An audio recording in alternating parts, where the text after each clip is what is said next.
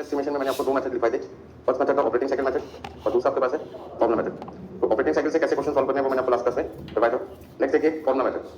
Formula method इसका formula है current asset minus current liability, और current asset minus current liability में आपको सारी की सारी करंट एसेट क्या करनी होगी, फाइंड करनी होगी, जो भी करंट एसेट क्वेश्चन में नहीं दे रखी होगी आपको। फटाफट से नोट कीजिए।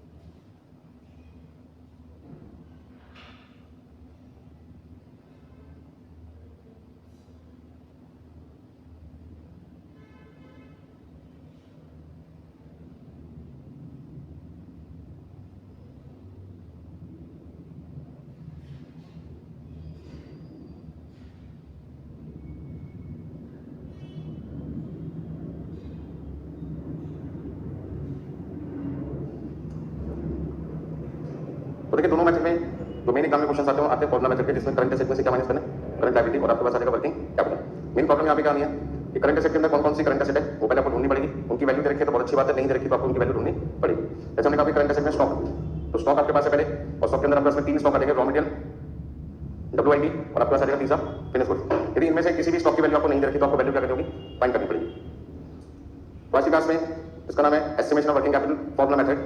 फॉर्मूला मेथड मतलब मेथड नंबर 2, आपको करंट एसेट माइनस क्या करना है, current liability. Total current asset में पहली करंट एसेट है स्टॉक ऑफ रॉ मटेरियल, दूसरा आपके पास है WIP, तीसरा finish goods, debtors, cash and bank balance, advance tax, prepaid expenses.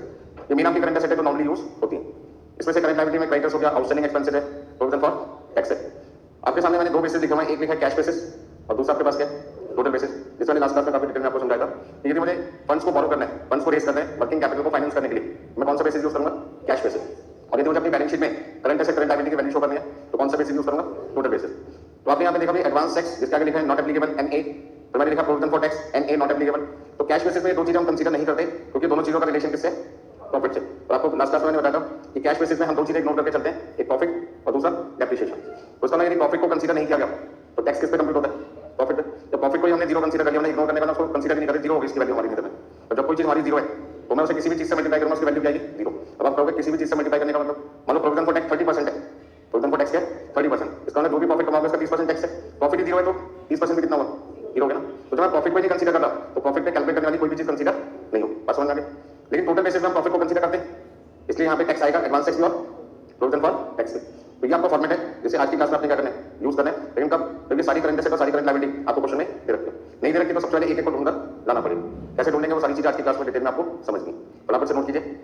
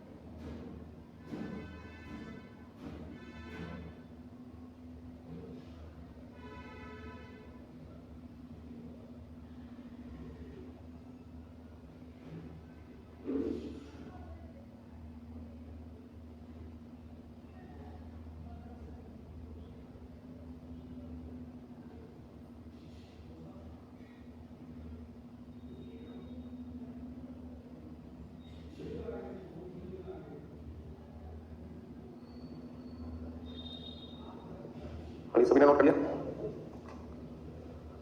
तो सिर्फ आपको ये ध्यान रखना है कि कैश बेसिस और टोटल बेसिस में एडवांस टैक्स और provision for tax cash basis में कंसीडर नहीं करना और टोटल बेसिस में आपको कंसीडर करना है, ठीक है ना। दूसरा पॉइंट, क्या WIP की वैल्यू दोनों जगह सेम होगी, तो दोनों जगह सेम हो भी सकती है, नहीं भी हो सकती है, डिपेंड करता है डेप्रिसिएशन क्वेश्चन में है या नहीं। यदि डेप्रिसिएशन होगा तो दोनों की वैल्यू अलग लगाएगी, अनइक्वल आएगी। डेप्रिसिएशन नहीं है तो दोनों की वैल्यू सेम आएगी। डेप्रिसिएशन यदि नहीं है जीरो डेप्रिसिएशन तो वैल्यू सेम होगी, और यदि क्वेश्चन में डेप्रिसिएशन है तो उस केस में WIP की वैल्यू क्या होगी, डिफरेंट होगी। ऐसी फिनिश स्टॉक की वैल्यू डिफरेंट भी हो सकती है और सेम भी हो सकती है, डिपेंड करता है डेप्रिसिएशन क्वेश्चन में है या नहीं। यहाँ डेप्रिसिएशन और डेटर्स की वैल्यू निकालते हैं और यहाँ डेटर्स की वैल्यू निकालते हैं, फर्क क्या आएगा। जब हम कैश बेसिस पे डेटर की वैल्यू निकालेंगे तो तो एक तो हमें डेप्रिसिएशन को भी इग्नोर करना है, मतलब एक्सक्लूड करना है, हटाना है, सेल में से और किसको भी हटाना है, प्रॉफिट को भी हटाना है। और जब हम टोटल बेसिस पे लेंगे तो डेप्रिसिएशन भी कंसीडर होगा, प्रॉफिट भी कंसीडर होगा, तो उसको यहाँ पे भी वैल्यू क्या होगी, अलग अलग होगी। तो डेटर्स की वैल्यू कैश बेसिस और टोटल बेसिस पे अलग अलग होगी, ठीक है। बाकी सारी चीजें नॉर्मली क्या थी, सेम आती है। तो उसका ना हर क्वेश्चन में कैश बेसिस और टोटल बेसिस में कौन कौन से पॉइंट पे ध्यान देना है, WIP, फिनिश गुड्स, डेटर, ये नॉर्मली तीनों वैल्यू होती हैं, अलग अलग होती हैं, किसकी वजह से, डेप्रिसिएशन की वजह से और प्रॉफिट की वजह से। दूसरा पॉइंट, एडवांस टैक्स और provision for tax cash basis में इग्नोर करने और टोटल बेसिस में कंसीडर करने। बाकी सारी चीजें नॉर्मली क्या रहती हैं, सेम रहती हैं। आउटस्टैंडिंग एक्सपेंस दोनों जगह सेम आते हैं, क्रेडिटर की वैल्यू दोनों जगह क्या आती है, सेम आती है। रॉ मटेरियल स्टॉक की वैल्यू क्या आती है, सेम। क्यों सेम आती है, कोई तरह आपको उसका जवाब मिलेगा। नेक्स्ट पॉइंट, जब कैश बेसिस पे और टोटल बेसिस पे हम अपना आंसर निकालते हैं फॉर्मुला मेथड से, तो डेप्रिसिएशन कैश बेसिस में क्या करते हैं, इग्नोर करते हैं और टोटल बेसिस में कंसीडर करते हैं। प्रॉफिट को इग्नोर करते हैं, टोटल बेसिस में कंसीडर करते हैं। एडवांस टैक्स और प्रोविजन फॉर टैक्स दोनों प्रॉफिट पे कैलकुलेट होते हैं, और जब प्रॉफिट ही नहीं है, प्रॉफिट को इग्नोर कर दिया, तो फिर कैश बेसिस में दोनों चीजें कंसीडर नहीं होगी, लेकिन टोटल में होगी। कैश बेसिस का पर्पस क्या है, वर्किंग कैपिटल एस्टिमेशन का। यदि कंपनी वर्किंग कैपिटल की एस्टिमेशन कैश बेसिस पे करे तो उसका पर्पस क्या है, रेज डाउन करना है या फंड्स को रेज करना है, सीधा सीधा कर सकते हैं, फंड्स रेज करने, raise funds for working capital, ठीक है ना। और यहाँ पे हमारे पर्पस क्या है, फाइनल अकाउंट बनाना, जहाँ पे हम अपना आंसर कौन से बेसिस पे देते हैं, टोटल बेसिस पे। क्योंकि फाइनल अकाउंट कौन चेक करें, हमारे यूजर। तो यूजर को कौन सा पैसा बताएंगे, डेटर की वैल्यू का, तो पैसा कस्टमर से लेना है या तो उसमें कैश लगा वो, तो पैसा उससे लेना है, तो टोटल बेसिस पे दिखाना पड़ेगा। फटाफट से पंच नोट कर लीजिए आपकी।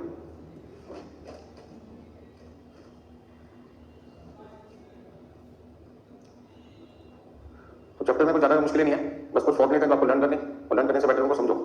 एक बार समझ लोगे तो आपको याद करने की जरूरत नहीं पड़ेगी, और एग्जाम में फटाफट से डिफरेंशिएट कर सकते हैं कैश बेसिस पे कौन सा फॉर्मूला यूज होगा और टोटल बेसिस पे कौन सा यूज होगा। तो कैश बेसिस में ध्यान रखना, कहीं पर भी डेप्रिसिएशन कंसीडर नहीं होगा, ना प्रॉफिट कंसीडर होगा।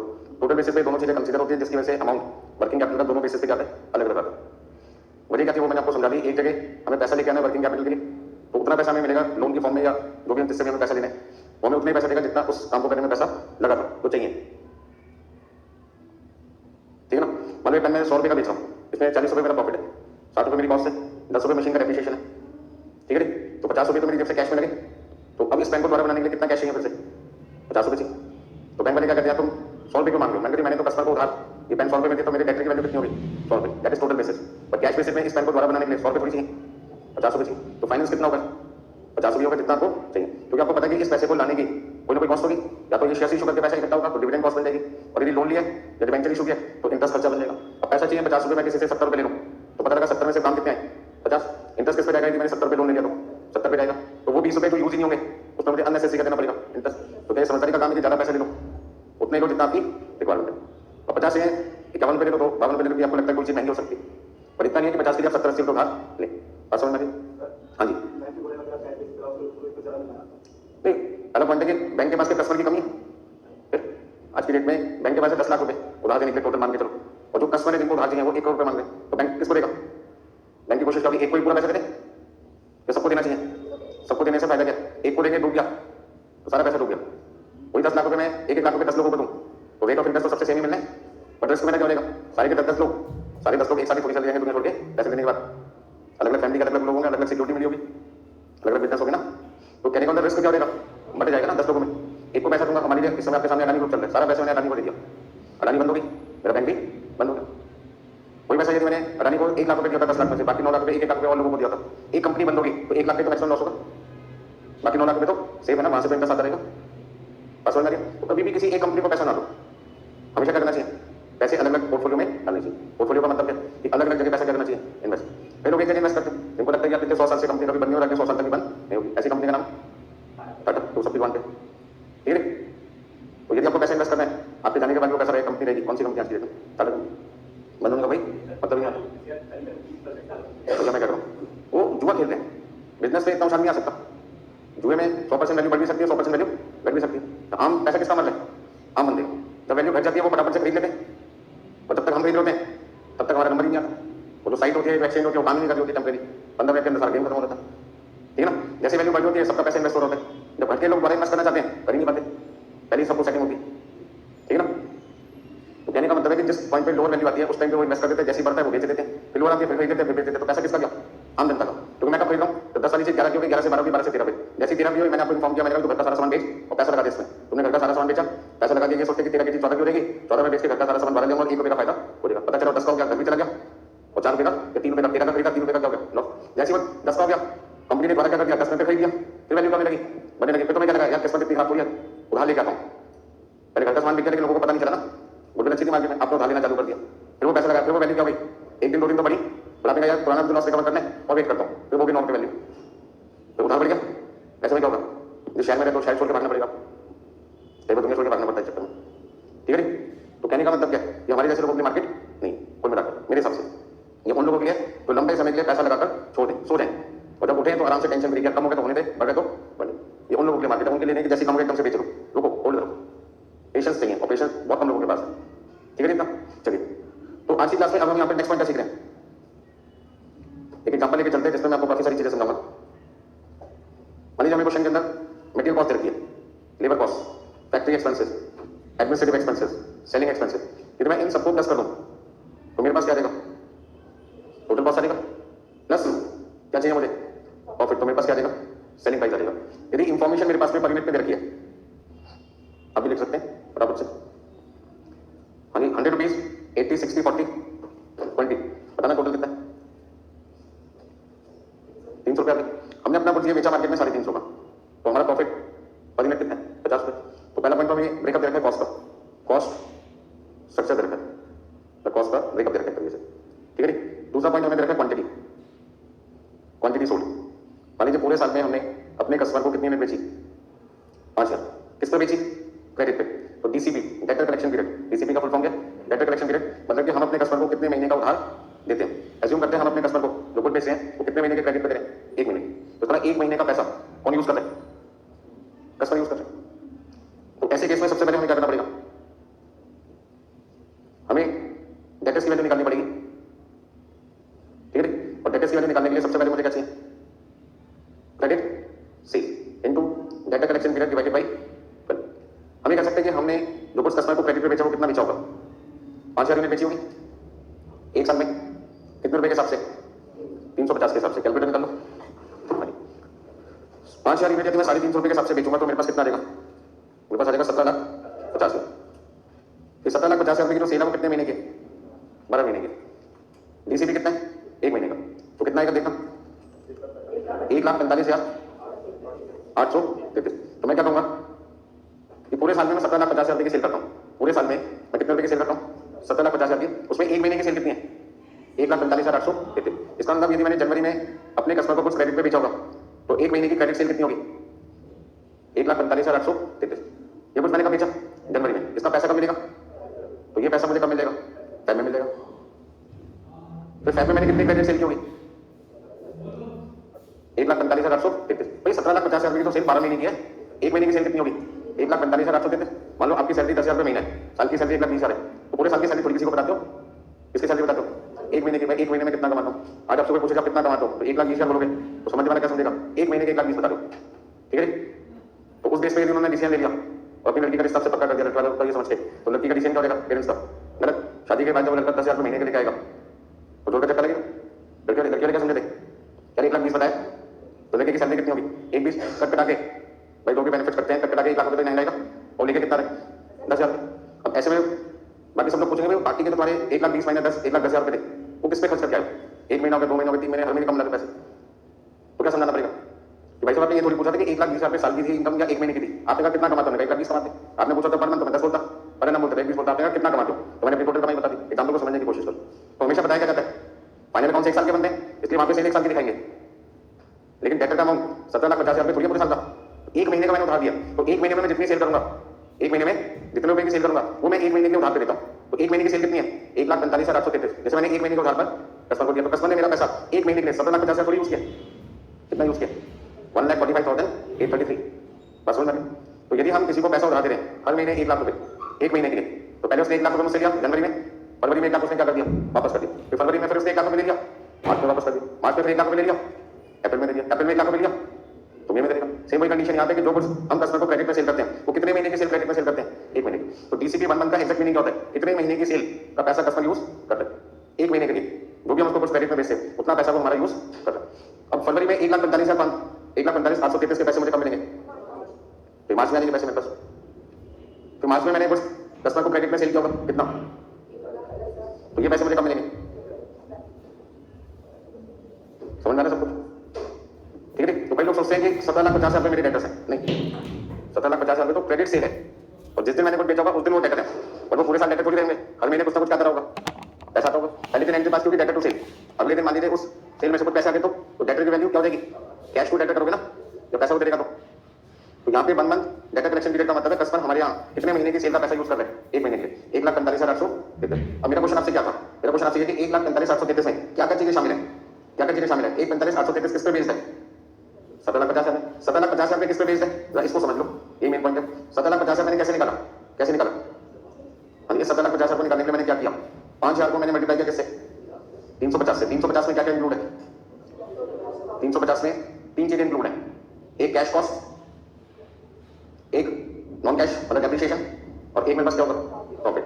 तो मान लीजिए क्वेश्चन के अंदर यहाँ पर सब्जेक्ट डेप्रिसिएशन इंक्लूड है, आप लिख लो यहाँ पे इंक्लूडिंग डेप्रिसिएशन 30 रुपए, इंक्लूडिंग डेप्रिसिएशन 20 रुपए, इंक्लूडिंग डेप्रिसिएशन 10 रुपए। तो डेप्रिसिएशन कितना हो गया भाई, डेप्रिसिएशन कितना हो गया, 60 रुपए हो गया ना, 30 रुपए 20 रुपए 10 रुपए में रखे, और प्रॉफिट कितना हो गया भाई, 50। तो इसको ना 350 रुपए में से 350 रुपए में से 50 रुपए प्रॉफिट का माइनस किया, 300 रुपए कौन सा, 300 में से 60 रुपए डेप्रिसिएशन का माइनस किया, 240। तो जब मैं बैंक से पैसा फाइनेंस करवाने जाऊंगा ट्रैक्टर के लिए, तो बैंक वाले कहते हैं आप अपनी कैलकुलेशन किस पे करके लाओ, 350 पे, और आपको करके लाएंगे किस पे, 240 पे। तो आपका ये अमाउंट बैलेंस शीट में लिखने के लिए तो ठीक है, ठीक है ना, लेकिन वर्किंग कैपिटल में तो पैसा आपको फाइनेंस के लिए चाहिए, तो उधार चाहिए, फंड रेज करने, तो आपको 1,45,833 नहीं मिलेगा, क्योंकि वो कितने पे निकाले, 17,50। तो 17,50 किस पे निकाले, 350 में। 350 में कितनी चीजें शामिल है, डेप्रिसिएशन और प्रॉफिट, तो दोनों चीजें कैश बेसिस पे कंसीडर नहीं होती। तो आप अपना आंसर 350 जगह किस पे निकालो, 240। तो ऐसे केस में फिर वैल्यू किस पे निकलेगी, ऐसे केस में मुझसे कह गए कि डेटर्स का अमाउंट निकालिए कैश बेसिस पे, कौन से बेसिस पे, तो कैसे निकालूंगा फिर मैं, उस केस में मुझे क्या करना पड़ेगा, 5,000 को 240 से मल्टीप्लाई करना पड़ेगा और 1/12 करना पड़ेगा। तो कितना लिखूं, 5,000 into 240 divided by 12 equal to कितना लिखूं, ठीक है। दुनिया में से पूछे कि डेटर ने आपका कितना पैसा यूज किया, तो मेरा जवाब 145,833। दुनिया का मतलब आम जनता को मेरी बैलेंस शीट चेक करेगी, वो तो उनसे मैं क्या कहूंगा, कस्टमर मेरा इतना पैसा यूज कर रहे हैं, ठीक है ना, और उस गुड्स को दोबारा बनाने के लिए मुझे कितने पैसे चाहिए, मेरा आंसर 1 लाख रुपये, ठीक है। नोट कर लीजिए फटाफट।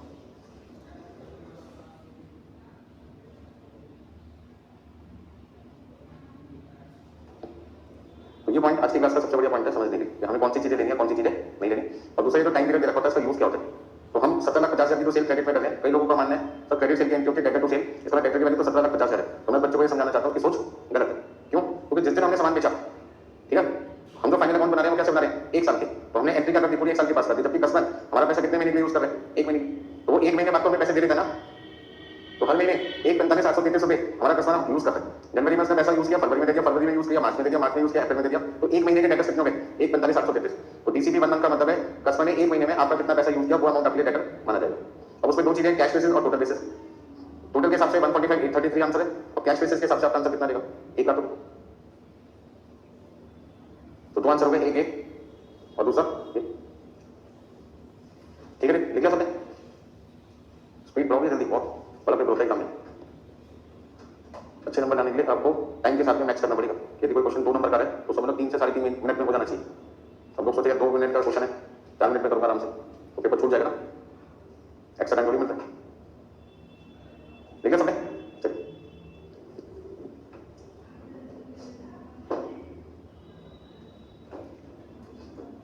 लेकिन लास्ट क्लास में मैंने आपको समझाया था एक पॉइंट कि सबसे पहले मैं रॉ मटेरियल कौन सप्लाई करता है, सप्लाई, फिर वो मटेरियल कहां पे जाते हैं, स्टोर में, स्टोर से कहां पे जाते हैं, फैक्ट्री में, फैक्ट्री से सेल डिपार्टमेंट में, सेल डिपार्टमेंट से कस्टमर में।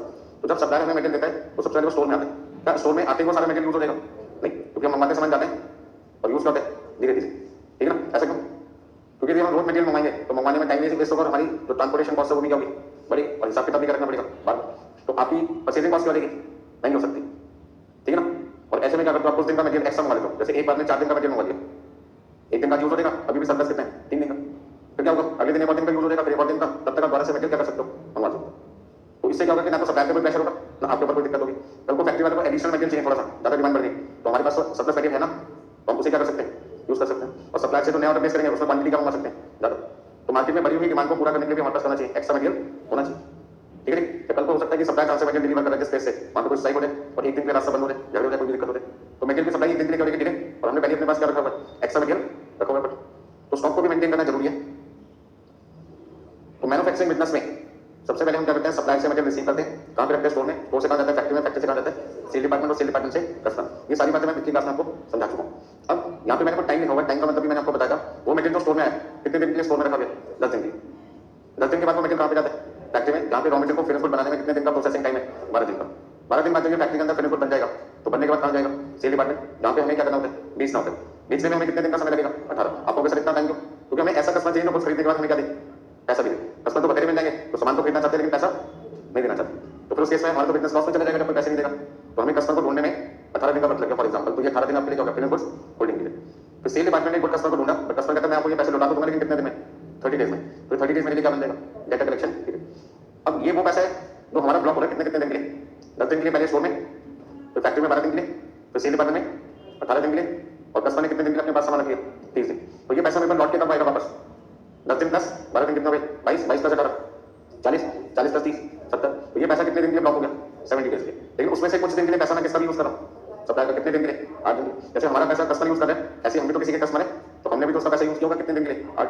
तो 70 में से हमने 8 माइनस किया, हमारा एनओसी नेट ऑपरेटिंग साइकिल कितना गया, 62 डेज। अब क्वेश्चन ये बनता है कि हमें यहाँ पे एनओसी नहीं निकालना, क्योंकि मैं मेथड नंबर 1 को यूज कर रहा हूँ। क्या यूज कर रहा हूँ, मेथड नंबर 2, जिसमें मुझे पता लगाना है कि जो पैसा स्टोर में रॉ मटेरियल के नाम से 10 दिन के लिए रखा गया था, वो 10 दिन के लिए कितना मेरा पैसा रॉ मटेरियल के फॉर्म में पड़ा हुआ है। पहला पॉइंट स्टोर में क्या है, पैसा या मटेरियल, मटेरियल। लेकिन मटेरियल किस फॉर्म में होगा, फिजिकल फॉर्म में होगा। मैं उसको किस पे चेक करना चाहता हूँ, अमाउंट में। मैं किस पे चेक करना चाहता हूँ, अमाउंट में। अब ये पेन एक मैंने स्टोर में रखा हुआ है, कोई पेन, तो पेन फ्री में थोड़ी आएगा, मान लो 10 रुपए का खरीदा, तो मैं ये कह सकता हूँ कि 10 रुपए मैंने स्टोर में रखा हुआ पेन के नाम से। सही लैंग्वेज होगी ना, तो मेरे स्टोर में पेन रखा है, एक लैंग्वेज सही होगी, दूसरी लैंग्वेज क्या बोलूंगा, 10 रुपए का एक पेन कहां पे रखा है, स्टोर में रखा है। तो स्टोर में जो पेन रखा हुआ है वो मेरा 10 रुपए का रखा हुआ है पेन के नाम से, ठीक है। तो लैंग्वेज क्या बोलनी चाहिए, स्टोर में कितने रुपए रखे हुए, 10 रुपए, किस नाम से, पेन के नाम से। फैक्ट्री के अंदर जो सामान बन रहा है वो WIP इनकम्प्लीट गुड्स है, बट इनकम्प्लीट गुड्स को बनाने में भी तो पैसे लगते हैं, लगते नहीं लगते, उसमें मटेरियल भी लगेगा, लेबर भी लगेगी, फैक्ट्री एक्सपेंसेस भी होंगे। तो स्टोर के अंदर से क्या लगता है, मटेरियल। लेकिन जहां पे रॉ मटेरियल को फिनिश गुड में कन्वर्ट किया जाता है वहां पे मटेरियल के अलावा क्या चाहिए, वर्कर, और क्या चाहिए, फैक्ट्री। तो इतना WIP के अंदर 12 दिन के अंदर जो मेरा पैसा खर्च हो रहा है वो किस नाम से खर्च हुआ होगा, मटेरियल के नाम से, किसके नाम से, लेबर के नाम से, किसके नाम से, फैक्ट्री ओवरहेड के नाम से। लेकिन स्टोर के अंदर जो मैंने मटेरियल रखा हुआ है 10 दिन के लिए, तो क्या रखा हुआ है, रॉ मटेरियल, और लेबर भी रखी हुई थी 10 दिन के लिए, मशीन भी रखा क्या मैंने, नहीं, वहां से क्या, रॉ मटेरियल। तो उसका मतलब ये होगा कि यदि मैं जानना चाहता हूं किसको, स्टॉक ऑफ रॉ मटेरियल, तो रॉ मटेरियल के स्टॉक की वैल्यू निकालने के लिए सिर्फ मुझे कौन से कॉस्ट को कंसीडर करना है, रॉ मटेरियल कंज्यूम को कंसीडर करना है। यदि मुझे स्टॉक ऑफ WIP निकालना है, क्या निकालना है, stock of work in progress. तो सेमी फिनिश गुड्स मेरे पास में 12 दिन के लिए था ना, तो 12 दिन बाद तो वो फिनिश गुड बन गया, लेकिन 12 दिन तक तो वो क्या रहा था, सेमी फिनिश था ना। मान लीजिए आपने कहा CA में बनने में हमें 2 साल का वक्त लगता है, या CA बनने में 3 साल का वक्त लगता है, या 4 साल का लगता है, जो भी पीरियड आपको लगता है, 2.5 3 4 साल जो भी मिनिमम टाइम है, वो आपके लिए क्या है, वर्क इन प्रोग्रेस हो गया ना, कन्वर्जन पीरियड। 12 से 12 क्लास के बाद आपने ज्वाइन कर लिया प्रोफेशनल को, और प्रोफेशनल डिग्री लेने में मान लीजिए 3 साल का वक्त लगा, तो कन्वर्जन पीरियड क्या हो गया, 12 से डिग्री लेने में कितना समय लग गया, 3 साल। 3 साल क्या हो गया, WIP हो गया। तो 3 साल तक आपके खर्चे हो रहे हैं, इंस्टीट्यूट में एडमिशन लिया, फाउंडेशन, इंटर, फाइनल में कोचिंग का खर्चा, आने जाने का खर्चा, रहने का खर्चा, 3 साल तक क्या माना जाएगा, cost of WIP, cost of WIP होगा। तो उसी तरीके से 12 दिन के अंदर जो भी मैंने खर्चा फैक्ट्री के अंदर किया होगा उस गुड्स को बनाने में, उसमें क्या क्या चीजें लगी, मटेरियल, लेबर और फैक्ट्री ओवरहेड। जब वो गुड बन गया होगा तो बनने के बाद उसको कहां भेजा, सेल डिपार्टमेंट। तो जो कुछ सेल डिपार्टमेंट में पड़ा हुआ है फिनिश गुड्स के नाम से, उसे बनाने में भी तो क्या लगा होगा, मटेरियल, लेबर और फैक्ट्री ओवरहेड। तो दोनों में फर्क क्या है, WIP और फिनिश गुड में फर्क है। WIP में डिग्री ऑफ कंप्लीशन 100% नहीं होती, और फिनिश गुड में डिग्री ऑफ कंप्लीशन क्या होती है, 100%। तो जब मैं यहां पर स्टॉक ऑफ फिनिश गुड्स निकालूंगा तो मुझे DOC, degree of completion, material, labour और फैक्ट्री ओवरहेड सबका क्या लेना पड़ेगा। भाई फिनिश गुड्स का मतलब क्या, सारी चीजें 100% लग चुकी, सारी चीजें 100% लग चुकी है। जब आपका प्रोफेशनल डिग्री आपके हाथ में होगी, उस पर लिखोगे कोर्स कंप्लीट हो गया आपका, CA करें, CA की डिग्री मिल गई, CMA करें, CMA की मिल गई, CS करें, जो भी करें कोर्स, उसकी यदि डिग्री आपको मिल गई तो आपको क्या लगता है, सारी चीजें 100% लग चुकी है, दोबारा से भी इंटर पढ़ना पड़ेगा आपको, सब चीजें लग चुकी। लेकिन जब WIP इनकम्प्लीट फॉर्म में, तो उस समय आपका जो DOC होगा उसमें मटेरियल, लेबर और फैक्ट्री ओवरहेड ये नॉट इक्वल टू 100%। अच्छा, मटेरियल के 2 केस है, हो भी सकता है, नहीं हो सकता। अब आप कैसे कह सकते हो सर मटेरियल 100% है, आपने जिस दिन कॉस्ट FM की क्लासेस ज्वाइन की मेरे यहाँ, मैंने उसी दिन आपको स्टडी मटेरियल प्रोवाइड कर दी, कॉस्टिंग का और किसका, FM का। आपने एडमिशन लिया, मैंने फटाफट से बुक इशू कर दिया आपको। अब वो जो बुक मैंने आपको प्रोवाइड किया वो मेरे लिए 100% है, मेरे लिए तो मटेरियल का काम करे ना, मेरे लिए किसका काम करे, मटेरियल। तो मैं रोज आपको नोट्स प्रोवाइड करूंगा, हर चैप्टर स्टार्ट होते तो मटेरियल का खर्चा तो मैंने 100% का कर दिया, बिगनिंग में कर दिया, जैसे काम शुरू हुआ। अच्छा, जिस दिन बुक मैंने इशू की उस दिन मैंने इंडेक्स खोला बुक का, मैंने कहा चैप्टर के नाम पढ़ो 3 से 4 बार, आपने पढ़िए, चैप्टर के नाम याद हो गया, मैंने कहा कोर्स कंप्लीट हो गया, कल से आने की जरूरत नहीं है, मान लोगे नहीं ना। तो कहने का मतलब क्या हुआ कि बुक देने पे जो खर्चा आता है वो तो 100% मैंने वेरी फर्स्ट डे पहले दिन ही कर दिया। लेकिन रोज मुझे आना पड़ेगा क्लास में पढ़ाने के आपको, तो लेबर कॉस्ट तो बार बार लगे, और इस रूम का यूज भी तो बार बार करो। तो जब तक पूरा कोर्स कंप्लीट ना हो जाए तब तक मेरे को भी बार बनाना पड़ेगा, और बार बार इस रूम का यूज भी होता रहेगा। लेकिन मटेरियल का खर्चा बार बार थोड़ी करूंगा मैं, कितनी बार हो चुका है एक बार। तो मटेरियल 100% हो भी सकता है, नहीं हो सकता। मान लो 2 बुक है, मैंने एक बुक इशू कर दी, एक बुक अभी इशू करना बाकी, तो फिर उस केस में क्या होगा? मटेरियल का खर्चा 100% नहीं होगा। तो ये डिपेंड करता है कि मटेरियल का खर्चा 100% है या नहीं। तो क्वेश्चन के अंदर 2 केस हो सकते हैं, इक्वल टू 100% और नॉट इक्वल टू 100%। पर लेबर ओवरहेड हमेशा क्या होगा? Not equal to 100%। तो आपको देखना पड़ेगा क्वेश्चन के अंदर डीओसी क्या दे रखी है डब्ल्यूआईपी के टाइम पर। आपने इंटर के अंदर कॉस्टिंग पढ़ी है, प्रोसेस कॉस्टिंग, तो वहां पर भी हम क्या करते थे? आपको याद होगा वैल्यू ऑफ क्लोजिंग स्टॉक और डब्ल्यूआईपी निकालते थे प्रोसेस अकाउंट में। प्रोसेस अकाउंट बनाते थे तो डेबिट साइड पे क्या लिखते थे? टू ओपनिंग स्टॉक और डब्ल्यूआईपी और बाई क्लोजिंग स्टॉक और डब्ल्यूआईपी। तो जो बाई क्लोजिंग स्टॉक और डब्ल्यूआईपी की वैल्यू निकालते थे उसके लिए क्या करते थे? इक्विवेलेंट प्रोडक्शन स्टेटमेंट बनाते थे। तो वहां पे डीओसी यूज करते थे, नहीं करते थे? कि मटेरियल 100% है, लेबर 50%, ओवरहेड 60%, क्यों करते थे? क्यों करते थे? वही सेम कॉन्सेप्ट यहां पर यूज होना, ठीक है ना? क्योंकि जो हमें क्वेश्चन के अंदर रेट दे रखे होते हैं, अभी आपके सामने रेट दे रखा था ना, 100 रुपए, 80 रुपए, 60 रुपए, 40 रुपए, 20 रुपए, ये तो रेट होता है। ये रेट किसका होता है? ये किसका होता है? फिनिश गुड्स का। और मुझे आंसर किसका निकालना है? फिनिश गुड्स के रेट को यूज करके किसका आंसर निकालना है? डब्ल्यूआईपी का। अब ये लेबर जो है वो कितने परसेंट गुड्स की है? 100%। और मेरा अभी लेबर लगा 60%, तो 80 रुपए का कॉस्ट है वो तो किसकी है? 100% काम किया मैंने, अभी तक कितना किया? 60%। तो 60% की लेबर कॉस्ट कितनी होगी? 80 रुपए का 60% 48। इसलिए मुझे डीओसी से क्या करना पड़ेगा? मल्टीप्लाई। किसके आंसर निकालते टाइम? डब्ल्यूआईपी। तो डब्ल्यूआईपी का आंसर निकालते टाइम डीओसी क्यों कंसीडर किया जाता है? क्योंकि जो रेट क्वेश्चन में मेंशन होते हैं वो रेट किसके होते हैं? 100% गुड्स के। और उसी का यूज करके मुझे आंसर किसका निकालना है? डब्ल्यूआईपी का। तो 100% से इनकम्प्लीट पे जाने के लिए मुझे डीओसी से क्या करना पड़ेगा? मल्टीप्लाई करना पड़ेगा। ये रीजन होता है वहां पर भी और यहां पर, ठीक है? नहीं बताया तो मैंने वहां पे भी था, लेकिन भूल जाते हैं सब लोग, ठीक है ना? इसने क्लास ध्यान से देखी होगी, मेरी सुनी होगी प्रोसेस की, ये पर मैंने वहां पे भी बताया, ठीक है? नहीं चलिए कोई बात नहीं, हमारा काम है बताना, बताते रहेंगे जब तक आप पढ़ते रहेंगे। कुछ नोट करना है इसमें से? बराबर से लीजिए। यही अब आज का नेक्स्ट मेन पॉइंट है। आज इस वाले पॉइंट में 2 चीजें बताएंगे, डीओसी कब यूज करते हैं, कब यूज नहीं करते। तो जब डब्ल्यूआईपी की बात आएगी और आप फिनिश गुड्स का रेट यूज करके आंसर निकालना है, तो आपको डीओसी से क्या करना पड़ेगा? मल्टीप्लाई।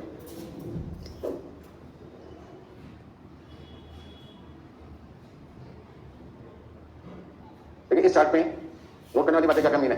पिछली क्लास में काफी सारी चीजें तो सेम ही है, आज की क्लास में एक नया पॉइंट क्या है? स्टॉक ऑफ रॉ मटेरियल की वैल्यू निकालते टाइम किस किस को कंसीडर करना है? सिर्फ रॉ मटेरियल कंज्यूम को। और आपको मैं ये समझाने की कोशिश कर रहा हूं कि स्टॉक ऑफ रॉ मटेरियल निकालने के लिए आपको सिर्फ किसे कंसीडर करना है? Raw material consume. Stock of WIP निकालने के लिए कौन कौन से खर्चे लेने हैं? कौन कौन से खर्चे लेने हैं? Raw material consume, labour cost, factory overhead, इन्हें साथ में किससे मल्टीप्लाई करना पड़ेगा? किससे मल्टीप्लाई करना पड़ेगा? डिग्री ऑफ कंप्लीशन से। क्योंकि यहां जो material cost, labour cost, factory overhead दे रखा होगा, इन्हें निकालने के लिए मैंने क्या किया होगा? इसे निकालने के लिए मैंने क्या किया होगा? मटेरियल कॉस्ट पर यूनिट को क्वांटिटी से क्या किया होगा? मल्टीप्लाई। लेबर कॉस्ट निकालने के लिए मैंने लेबर कॉस्ट पर यूनिट को इससे मल्टीप्लाई किया होगा? क्वांटिटी से। फैक्ट्री ओवरहेड निकालने के लिए फैक्ट्री ओवरहेड पर यूनिट को इससे मल्टीप्लाई किया होगा? क्वांटिटी से। अब क्वेश्चन ये बनता है कि जो material cost, labour cost, factory overhead per unit मैंने लिखा आपके लिए, जिस रेट को मैं यूज कर रहा हूं, ये रेट डब्ल्यूआईपी का था या फिनिश गुड्स का था? फिनिश गुड्स का। तो ये वैल्यू भी किसकी निकलती है? तो सामने फिनिश गुड्स की वैल्यू का यूज करके आंसर किसका चाहिए? डब्ल्यूआईपी। तो मुझे फिर डीओसी से क्या करना पड़ेगा? मल्टीप्लाई करना पड़ेगा। तब आंसर किसका निकालना है? Stock of WIP. लेकिन जब फिनिश गुड्स की बात करते हैं तो क्या मुझे डीओसी मल्टीप्लाई करने की जरूरत है? क्यों नहीं जरूरत है? डीओसी 100% है, 100% का मतलब 1। अब किसी चीज को 1 से मल्टीप्लाई करना है तो रिजल्ट क्या आएगा? 500 को 1 से मल्टीप्लाई किया, 500, 1000 को 1 से मल्टीप्लाई किया, 1000, 10 लाख को 1 से मल्टीप्लाई किया, 10 लाख। टाइम पास नहीं करना अपना मल्टीप्लाई करके 1 से, जरूरत ही नहीं। तो जब कोई चीज है 100% और वैल्यू भी 100% की रखी है तो वहां डीओसी यूज नहीं होता। तो कहां डीओसी यूज नहीं करना? स्टॉक ऑफ फिनिश गुड्स की वैल्यू निकालते हैं। और कहां यूज करना है? डब्ल्यूआईपी के केस में। नेक्स्ट पॉइंट, जब आप डेटर्स की वैल्यू निकालेंगे, कस्टमर का रिलेशन किससे होता है? यदि हमने कुछ क्रेडिट में सेल किया तो हमें किसकी वैल्यू निकालनी पड़ेगी? डेटर।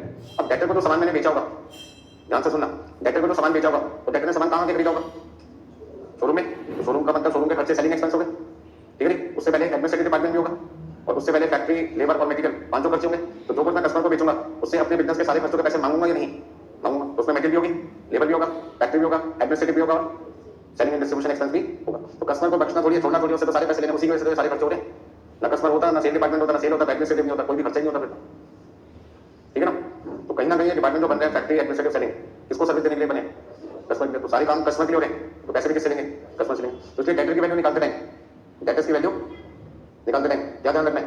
मटेरियल भी देना है, लेबर भी, फैक्ट्री, एडमिनिस्ट्रेटिव और सेलिंग, सब कुछ देना है। कोई दिक्कत इसमें? चलिए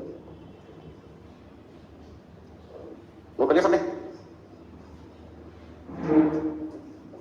रिपीट करो।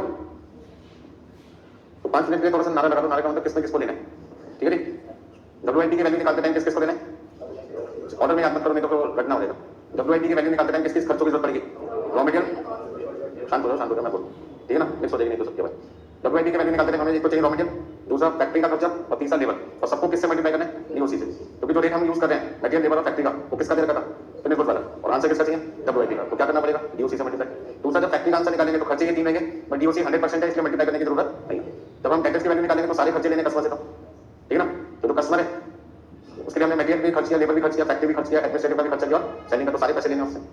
अच्छा, जिसने हमें उधार दिया होगा गुड्स, जिसने हमें गुड्स उधार दिया, उसका रिलेशन मटेरियल परचेज से होता है या मटेरियल कंज्यूम से होता है?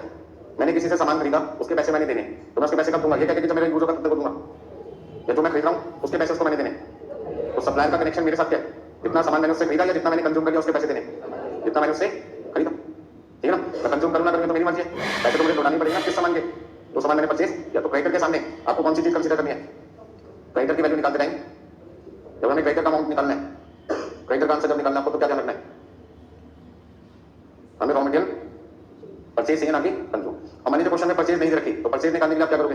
रॉ मटेरियल कंज्यूम में, रॉ मटेरियल कंज्यूम में किसको प्लस करोगे? क्लोजिंग स्टॉक रॉ मटेरियल का minus opening stock raw material. इस चमत्कारी फॉर्मूले की मदद से आप क्या करोगे?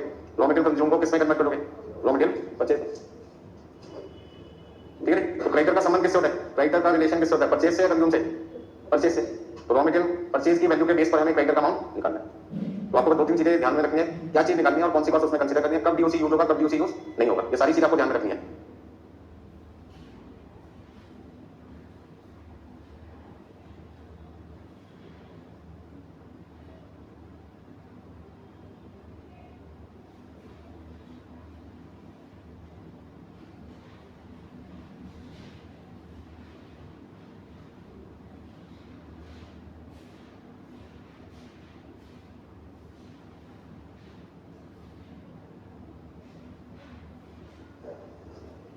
तो देखिए इस चार्ट में कितनी चीजें निकालना सिखाऊंगा मैं आपको। एक, स्टॉक ऑफ रॉ मटेरियल, दूसरा स्टॉक ऑफ डब्ल्यूआईपी, तीसरा stock of finish good, fourth debtors और फिफ्थ क्रेडिटर। तो कितनी चीजें निकालना सीखना हमें? 5 चीजें। देखते हैं क्लास में कितनी चीजें पूरी हो पाती। नोट कर लिया सबने? माइंड में सारी चीजें सेट हो गई, कब क्या चीज लेनी है और कब नहीं लेनी। चलिए, तो सबसे पहले एक पॉइंट लिखते हैं, हमें 5 चीजों में पहला क्या नाम था? Stock of raw material. दूसरा आपके पास क्या? Stock of WIP. तीसरा स्टॉक ऑफ फिनिश गुड्स। फिर क्या निकालना है? नहीं ज्यादा भूल गए, डेटर्स एंड क्रेडिटर। अभी तो 5 चीजें लिखाई थी, जितना देखो उतना ही लिखो। यहाँ पे तो मैं रॉ मटेरियल की वैल्यू निकालूंगा, ये सारी चीजें मुझे फाइंड करनी है क्वेश्चन के अंदर इस चैप्टर में, और उसको फाइंड करने के लिए जो कॉस्ट यूज होगी वो कौन सी यूज होगी, ठीक है। रॉ मटेरियल में रॉ मटेरियल कंज्यूम, ठीक है। तो आप इसको शॉर्ट में क्या समझे? आरएमसी। क्रेडिटर में किसको लेकर चलना है? Raw material purchase. यदि परचेज नहीं दे रखा तो हमें परचेज निकालना पड़ेगा, और निकालने के लिए मैंने आपको तरीका क्या बताया था? Raw material consume plus closing stock raw material minus opening stock raw material, ठीक है। अच्छा, जितने भी मैं वैल्यूज निकाल रहा हूं, ये वैल्यू कौन सी मानी जाती है? ओपनिंग या क्लोजिंग? हम ये आगे के लिए निकालते हैं, मतलब हम क्लोजिंग डेट के लिए निकालते हैं। किस लिए निकालते हैं? क्लोजिंग डेट के लिए। तो ये सारे के सारे आंसर बाय डिफॉल्ट कौन से माने जाते हैं? क्योंकि हम ये सारी कैलकुलेशन एंड के लिए निकालते हैं। किस लिए निकालते हैं? एंड के लिए, at the end of the year के लिए। अच्छा, यहाँ पे हमें रॉ मटेरियल कंज्यूम इनटू क्या लिखना पड़ेगा? डीओसी। यहाँ पे labour cost into DOC, factory overhead into DOC. Finish goods के केस में डीओसी लिखने का मैंने तो लिख लो, मुझे लगता नहीं है कि लिखना चाहिए, क्योंकि सबका डीओसी कितना होगा? 100%, और 100% लिख के बेकार में अपने आपको कंफ्यूज करने वाली बात है, तो लिखें, ठीक है। अभी डेटर्स के केस में रॉ मटेरियल कंज्यूम भी लेना है, लेबर कॉस्ट भी लेनी है, फैक्ट्री ओवरहेड भी लेना है, एडमिनिस्ट्रेटिव ओवरहेड भी है, और सेलिंग ओवरहेड भी है। ये सारे खर्चे आपको कंसीडर करने, ठीक है। जब भी खाली बैठो और जब तक ये चैप्टर चल रहा है सबको व्हाट्सएप पर टाइप करके भेजना है, कितनी बार भी खाली बैठो, ठीक है। मेरे को भी भेज सकते हो, मैं ग्रुप में शेयर कर दूंगा, ठीक है ना। राजीव को दूंगा, राजीव सबको भेजेगा, हमारा स्टाफ। तो कहने का मतलब ये कि आपको ये सारी चीजें माइंड में सेट रखनी है। ये गलती हो गई तो कोई ना कोई एक वैल्यू गलत हो जाएगी, जिससे आपका करंट एसेट गलत हो जाएगा, करंट लायबिलिटी गलत हो जाएगी, वर्किंग कैपिटल गलत हो जाएगा। गलत का मतलब 0 मार्क्स हो गए, ठीक है। कई बार बच्चा कहता है कि जरा सी गलती हुई है, एक ही तो गलती है मैंने, क्रेडिटर का अमाउंट गलत निकाला। ये तो चेक करने वाले के ऊपर डिपेंड करता है वो उसको कितनी वेटेज दे रहा है। कई बार वो सिर्फ 1 या 2 नंबर काटते हैं, कई बार 5 नंबर भी काट देते हैं, 8 में से कई बार पूरे के पूरे नंबर भी काट देते हैं। तो चेक करने वाले के ऊपर डिपेंड करता है वो क्या सोच के चेक करते हैं, ठीक है। अपनी आंसर में देख चुका हूँ, एक बार इंस्टीट्यूट का पेपर दो बच्चों वाले का आंसर शीट, उसमें से सारी कैलकुलेशन सारे वर्क नोट सही आए थे। फाइनल आंसर में उसने 30,000 की जगह 3,000 लिख दिया था, ठीक है। सिर्फ एक वेरिएंस गलत था, वेरिएंस का क्वेश्चन था स्टैंडर्ड कॉस्टिंग का। 5 में से 4 आंसर को सही थे, सिर्फ एक आंसर उसका गलत था, वो भी 30,000 की जगह उसने 3,000 और 0 की स्टैंप लगा दी थी पूरे क्वेश्चन पे। पता नहीं क्या फंदा लगाई थी उनको, 4 तो ठीक था। तो कई लोग कहते हैं स्टैंप मार्किंग होती है, उसको देख के मुझे तो नहीं लगा, ठीक है ना। तो क्या इंस्ट्रक्शन दी गई थी वहां पे हमको, मुझे नहीं पता, पसंद मैंने। तो ये पर्सन टू पर्सन वैरी करता है, किसी को 0 की स्टैंप पसंद है, किसी को 2 नंबर की स्टैंप पसंद है, किसी को 10 नंबर की पसंद है, किसी को 8 की थी। और वो कितने नंबर मिलते हैं बात की बात है, ठीक है। इतना लिखा आपने सबने। चलो अब सबसे पहले तो समझो यहाँ से आपका एग्जाम्पल 2 शुरू होता है, जिसमें हमें क्वेश्चन के अंदर देखा क्वांटिटी प्रोड्यूस, क्वांटिटी प्रोड्यूस। तो मटेरियल खरीदने से थोड़ी यूज होता है, मटेरियल का यूज कब होता है, जब सामान को बनाया जाता है। तो क्वांटिटी प्रोड्यूस लिखते रहो प्रॉपर सब, यानी material cost per unit. Next आपके पास raw material storage period, raw material storage period और क्वांटिटी प्रोड्यूस 12,000 यूनिट हम बनाते हैं 1 साल में per annum. Material cost per unit आपके पास में है 40 रुपए, और रॉ मटेरियल को आप अपने यहाँ पे कितने महीने के स्टोर करके रखते हैं, 2 महीने। अच्छा, जो स्टोरेज पीरियड है वो मंथ में भी हो सकता है, डेज में भी हो सकता है, वीक में। मंथ में तो बेस क्या होगा 12, वीक्स में तो बेस क्या होगा 52, और डेज में तो बेस क्या होगा 360 या 365 जो क्वेश्चन है दे रखा होगा। नहीं दे रखा तो आप नोट लिख के आएंगे 365 या 360 जो भी आपने यूज किया होगा। अच्छा, आपको यहाँ पे फाइंड क्या करना है, find closing stock of raw material. अब मेरा क्वेश्चन है कि यहाँ पे यदि मुझे आंसर कैश बेसिस पे निकालना हो या टोटल बेसिस पे निकालना हो, तो क्या आंसर अलग लगाएंगे या एक ही आंसर आएगा? तो एक ही आंसर आएगा, क्योंकि यहाँ पर मटेरियल के अंदर ना तो प्रॉफिट होता है और ना ही होता है डेप्रिसिएशन। ठीक है, तो जो आंसर कैश बेसिस का होगा वही आंसर टोटल बेसिस का होगा, क्योंकि मटेरियल 40 रुपए का खरीद रहा हूँ, खरीदने में तो खर्चा हो रहा है, तो सप्लाई को मैं कितने पैसे दे रहा हूँ 40 रुपए, या उसमें से डेप्रिसिएशन के पैसे काट लूंगा उसके, तो उसने मटेरियल बनाने में लगाया होगा। तो उसके लिए तो फिनिश गुड्स है ना, मेरे लिए रॉ मटेरियल है, वो कहता है मेरा डेप्रिसिएशन के पैसे तुम कैसे काट सकते हो भाई, हमारा थोड़ी नॉन कैश एक्सपेंस है। तुम्हें तुम्हारे सामान कितने में दिया 40 में, तो तुम्हारी परचेज प्राइस है, मेरी लिए सेलिंग प्राइस है, मेरी सेलिंग प्राइस को अपनी कॉस्ट मान के चले। तो यदि मैंने किसी से 40 रुपए का सामान खरीदा है तो मेरे लिए कॉस्ट प्राइस है, तो मैंने उसको पैसे कितने देने 40 ही देने, तो मेरे लिए कैश एक्सपेंस कितना होगा 40 ही होगा। ये मेरा प्रॉफिट थोड़ी है 40 रुपए में खरीदा भैया, ना कि बेचा। तो अब ऐसे में सबसे पहले सॉल्यूशन क्या निकालेंगे, सॉल्यूशन में क्या लिखते हैं, closing stock of raw material. Formula आपको लिखना है raw material consume into raw material storage period divided by base क्या मंथ है, तो किससे डिवाइड करेंगे 12। अब आप सोचोगे सर 12 से क्यों डिवाइड करो, तो मैं कहूँगा यहाँ पे जो क्वांटिटी लिखी है 12,000 यूनिट वो किसकी है 1 साल की, और मुझे आंसर कितने महीने का चाहिए 2 महीने। मैं जानना चाहता हूँ 2 महीने के लिए रॉ मटेरियल जो स्टोर में रखा हुआ है उसकी वैल्यू कितनी है। तो ध्यान दीजिए कितना कितना लिखना आपने, सबसे पहले मुझे क्या निकालना पड़ेगा वर्किंग नोट में रॉ मटेरियल कंज्यूम, तो उसके लिए क्या लिखेंगे material cost per unit into quantity produce. तो 1 यूनिट बनाने की मटेरियल कॉस्ट है 40 रुपए और क्वांटिटी कितनी है 12,000 रुपए, सॉरी 12,000 यूनिट, 12,000 यूनिट का 40 रुपए से मल्टीप्लाई करेंगे तो कितना आएगा। तो पूरे साल में हमने मटेरियल कितने रुपए का यूज किया 4,80,000 का। अब समझने वाली बात आ गई, 12 महीने में हम कितना मटेरियल यूज करते हैं, 12 महीने में हम कितना मटेरियल यूज करते हैं 480, तो 2 महीने में हम कितना करेंगे, 2 महीने में हम कितना यूज करेंगे 80,000, और जितना हम 2 महीने में मटेरियल यूज करेंगे उतने रुपए का मटेरियल हम अपने पास कहाँ पे रखते हैं स्टोर में रखते हैं। बस समझ में कितने रुपए का स्टोर में मटेरियल रखते हैं, जितना मटेरियल 2 महीने में यूज होता है, तो जितना मटेरियल 2 महीने में यूज होता है वो 80,000 का, उतने रुपए के बराबर का मटेरियल कहाँ पे रखते हैं स्टोर में रखते हैं। ठीक है, तो मुझसे पूछे आप अपने पर्स में कितने पैसे सरप्लस रखते हो, सेफ्टी स्टॉक रखते हो, मैं उतने पैसे अपनी जेब में रखता हूँ जितने पैसे मेरे 2 दिन में खर्च होंगे। मान लो 1 दिन में 100 रुपए खर्च होते तो 2 दिन में, तो मैं एक्स्ट्रा पैसे कितने रखता हूँ अपने पास 200 रुपए रखता हूँ। ठीक है, किसी के 1,000 रुपए रोज के खर्च होते हैं तो 2 दिन में कितने हो गए 2,000, तो वो अपने पर्स में कितने एक्स्ट्रा रखेगा 2,000 रखेगा। पर्सन टू पर्सन में रखेगा, कैश की फॉर्म में रखे या कार्ड की फॉर्म में रखे, कार्ड का मतलब डेबिट कार्ड होगा बैंक में पैसा होगा। ठीक है ना, किसी को लगता है कि भाई मेरा 1 दिन के अंदर 1 लाख रुपए खर्च होते हैं तो 2 दिन में कितना हो गए 2 लाख रुपए, खर्चे सबके बढ़ते चले जाते जैसे जैसे कमाई होती है। अब आप 10,000 रुपए महीना कमा रहे हो तो 10 करो तो पानी मिलता होगा तो 50 पैसे 1 रुपए के ग्लास वाला, लेकिन जब आपकी 1 करोड़ रुपए रोज की इनकम हो रही तो पियोगे 1 रुपए वाला पानी, क्या लगेगा बीमार हो जाऊंगा। आज तक तो हुए नहीं थे, लेकिन जैसे 1 करोड़ रुपए महीने का लग जाता है, 1 दिन का लग जाता है, महीना तो दूर है 1 दिन का लग जाता है, तो आपको क्या लगता है ये पानी पीते मेरी तबियत खराब हो जाएगी। भैया कम से कम 10,000 रुपए लीटर वाला पानी लेके आओ, ठीक है, इसको पी के क्या होगा उम्र मेरी बढ़ती चली जाएगी, फ्रेश देखेंगे हम लोगों का सोचना होता भी होगा कुछ ना कुछ उसका। 1 रुपये वाला पानी का पी के 10,000 रुपए की बोतल पीने, तो मुझे लगता है वो पैसा बर्बाद करेगा। अब वो कमाई इसलिए बर्बाद करेंगे, खर्चे करेंगे तो कैसे काम चलेगा, सारा ऊपर थोड़ी लेके जाना सीढ़ी बना के उसको, कंपनी कैसे बनेगी तो 10,000 रुपए में बेचेगी एक बोतल, सारे को थोड़ी खरीदेंगे, नंबर ऑफ कस्टमर बड़े कम है बस होने। तो कुछ ना कुछ उनमें तो मिनरल्स नहीं होते नॉर्मल वाटर के अंदर, तो होनी चाहिए, वो क्या करते हैं ऐड ऑन कर देते हैं, जिससे वाटर की क्वालिटी हो जाती है बढ़ जाती है, और वो 1 रुपए से 2 रुपए से 10 रुपए से किस पे पहुंच जाता है 10,000 रुपए पहुंच जाता है। बस समझ आगे क्वालिटी, और यहाँ तक सारी बातें समझ में। तो आपको ये लग रहा होगा 80,000 रुपए तो सर मटेरियल हमने 2 महीने में यूज किया, मैं इसको क्या समझा रहा हूँ, जितना मटेरियल हम 2 महीने में यूज करते हैं उतना मटेरियल हमने कहाँ पे रखा हुआ है स्टोर में रखते हैं। तो रॉ मटेरियल स्टोरेज पीरियड का मतलब क्या है, 2 महीने में जितना मटेरियल यूज होगा उतने रुपए के बराबर का मटेरियल हम क्या करते हैं स्टोर करके रखते हैं, ये मतलब होता है इसका। बस समझ आगे सब। नेक्स्ट पॉइंट देखो, एग्जांपल नंबर 3 नोट करिए सबने। एग्जांपल नंबर 3 में हम देखेंगे रॉ मटेरियल कंज्यूम, फिर आप देखेंगे लेबर कॉस्ट, आपके पास फैक्ट्री ओवरहेड, और मटेरियल आप लेके चले पर यूनिट, पर यूनिट आपके पास है या टोटल अमाउंट दे देता हूं, टोटल अमाउंट दे देता हूं आपको, सपोज करते हैं 1,20,000 में 96,000,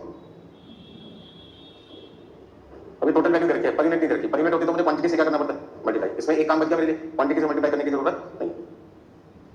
और दूसरी इंफॉर्मेशन मुझे दे रखी है WIP कन्वर्जन की, रखी है WIP कन्वर्जन की, पूरा लिख देता हूं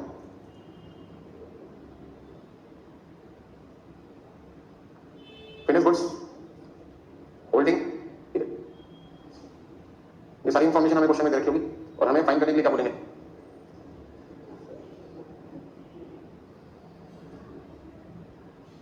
दोनों का टाइम कितना कितना देर का, 2 मिनट। अच्छा 1 महीना भी हो सकता है, 2 महीने भी हो सकते हैं, अलग अलग ले लेता हूँ चलो समझाने के लिए। तो WIP कन्वर्जन पीरियड हो गया 1 मंथ, 1 महीने का टाइम, और फिनिश गुड होल्डिंग पीरियड कितना है, 2 महीने का। अच्छा क्वेश्चन में कहीं ना कहीं हमें क्या चाहिए होता है, DOC भी चाहिए होता है। अब DOC के 2 केस होंगे, या तो गिवन या नॉट गिवन। यदि क्वेश्चन में गिवन है तो आपको अपना दिमाग चलाना ही नहीं है, जैसा दे रखा होगा वैसा लेना होगा। कल को वो कहते हैं मटेरियल, लेबर, फैक्ट्री ओवरहेड 80%, 60%, 40% ऐसे दे रखा है, तो ये आपको DOC यूज करना पड़ेगा। किसकी वैल्यू निकालते हैं, स्टॉक ऑफ WIP निकालते हैं। लेकिन यदि DOC नहीं दे रखा तो आपको क्या करना पड़ता है, assumption का सारा लेना पड़ता है, मटेरियल कॉस्ट, लेबर कॉस्ट और फैक्ट्री ओवरहेड। क्या assumption लेके चलेंगे, और यदि DOC नहीं दे रखी हो, WIP की वैल्यू निकालनी है, तो क्या मैं सबको 100% मान लूं, क्या ये गलती करूंगा मैं? 100% का तो मतलब फिनिश गुड हो गया WIP का, तो assumption ऐसी होनी चाहिए जो सुटेबल भी हो, ठीक है ना। तो इसमें मुझे मटेरियल में क्या मान के चलना पड़ेगा, 100%, और बाकी दोनों में, ठीक है। और यहाँ पे हम क्या assume करेंगे, नॉट गिवन के केस में, नॉट गिवन के केस में हम क्या assume करेंगे, जो आपका मटेरियल कॉस्ट है उसका DOC क्वेश्चन में कितना आपके पास में 100% है, और लेबर ओवरहेड के केस में कितना क्वेश्चन है, 50% और 50%। फटाफट से नोट कीजिए।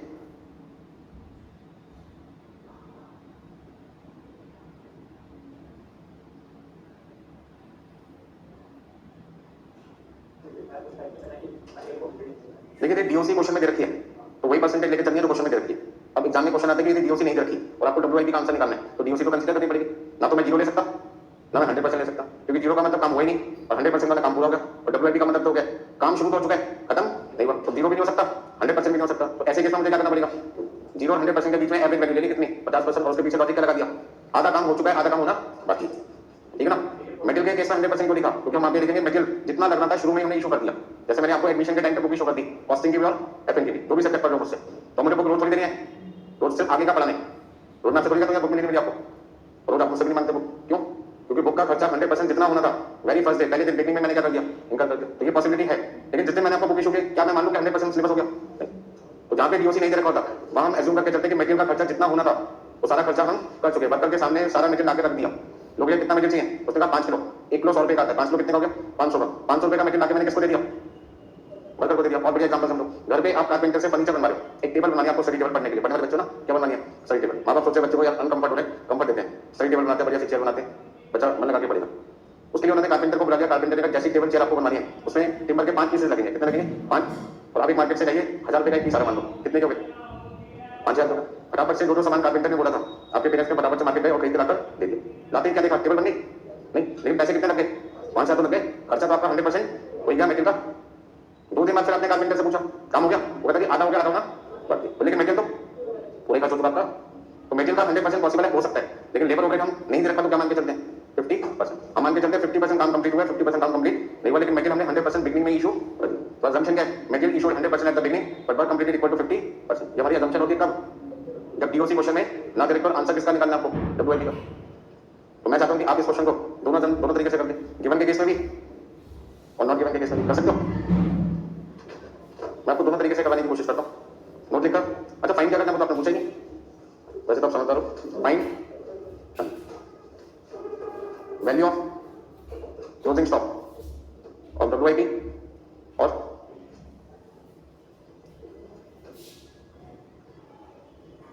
ठीक है। अच्छा मैं मान के चलो अभी डेप्रिसिएशन क्वेश्चन में नहीं है, अभी डेप्रिसिएशन नहीं, नो डेप्रिसिएशन। डेप्रिसिएशन आ गया तो फिर कैश बेसिस भी आ जाएगा, क्या आ जाएगा, टोटल बेसिस भी आ जाएगा। तो अभी मैं इग्नोर डेप्रिसिएशन कर रहा हूं, इग्नोर डेप्रिसिएशन। तो अगले एग्जांपल में डेप्रिसिएशन आ जाएगा आपकी लाइफ में। हम मान के चलते क्वेश्चन में कोई डेप्रिसिएशन नहीं है, वैसे में कैश बेसिस और टोटल बेसिस दोनों पे आंसर क्या आएगा, सेम आएगा। तो सबसे पहले मुझे क्या करना है, एक वर्किंग नोट बनाना है जिसके अंदर मुझे लेबर कॉस्ट, मटेरियल कॉस्ट और फैक्ट्री ओवरहेड की वैल्यू चाहिए थी। तो आपको वर्किंग नोट की जरूरत ही नहीं है, क्योंकि ऑलरेडी हमें अमाउंट दे रखा है। पिछले एग्जांपल में हमने वर्किंग नोट बनाया था क्योंकि हमें कॉस्ट पर दे रखी थी, तो हमें अमाउंट में जाने के लिए क्या करना पड़ा, वर्किंग नोट बनाना पड़ा। क्या आपको लगता है इस एग्जांपल में वर्किंग नोट की जरूरत पड़ेगी material cost, labour cost, factory expense को ढूंढने में? नहीं, ऑलरेडी गिवन है। तो सीधा क्या करते हैं, सॉल्यूशन की तरफ चलते हैं। तो सॉल्यूशन है, सबसे पहले मैं आंसर किसका निकाल के दिखा रहा हूं, value of closing stock of WIP। Formula क्या होगा, raw material consume into DOC plus labour cost into DOC plus factory expenses into DOC। आपको याद है ना WIP के अंदर कौन कौन से खर्चे लेते हैं, मटेरियल, लेबर एंड फैक्ट्री, और सबको DOC से मल्टीप्लाई करते हैं, multiply by WIP conversion period. अब पीरियड मंथ में तो डिवाइड कैसे करोगे, है डीओसी कितना लेके चल रहे हैं, डीओसी कितना लेके चल रहे हैं, जो परसेंटेज क्वेश्चन में गिवन है, गिवन डीओसी हम कौन सा वाला डीओसी यूज करें जो क्वेश्चन में गिवन है, और दूसरे केस में हम कौन सा यूज करेंगे, तो नहीं है, नहीं है मतलब एज्यूम वाला। और फटाफट से नोट कीजिए और मुझे बताइए कितना कितना लिखना है।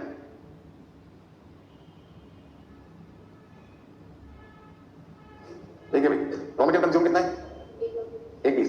पहले मैं आंसर किससे निकालता हूं, यदि डीओसी क्वेश्चन में दे रखा है उससे, यदि डीओसी क्वेश्चन में दे रखा है तो मटेरियल का कितना है 80%, लेबर का कितना है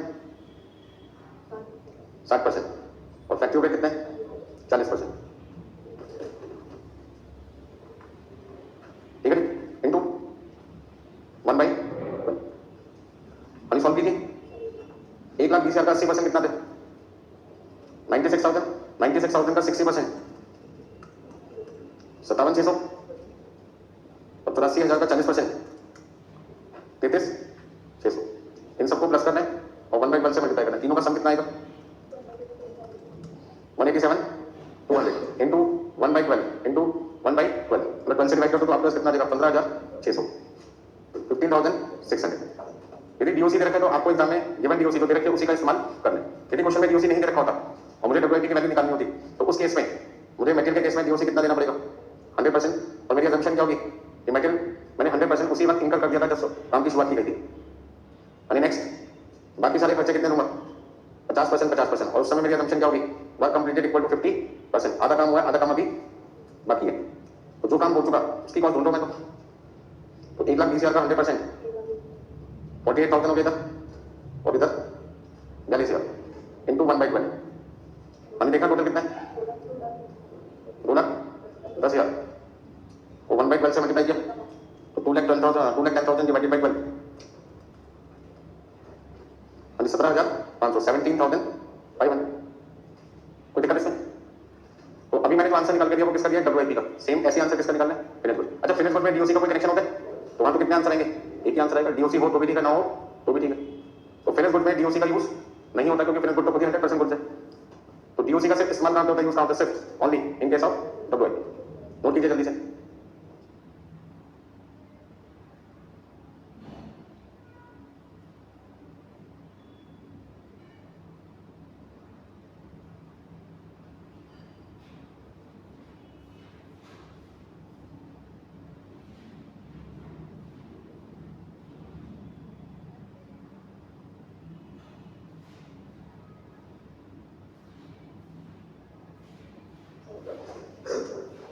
देखिए भाई फटाफट से आगे। अब मुझे आंसर किसका निकालना है स्टॉक ऑफ फिनिश गुड्स मतलब closing stock of finish goods लिख सकते हैं।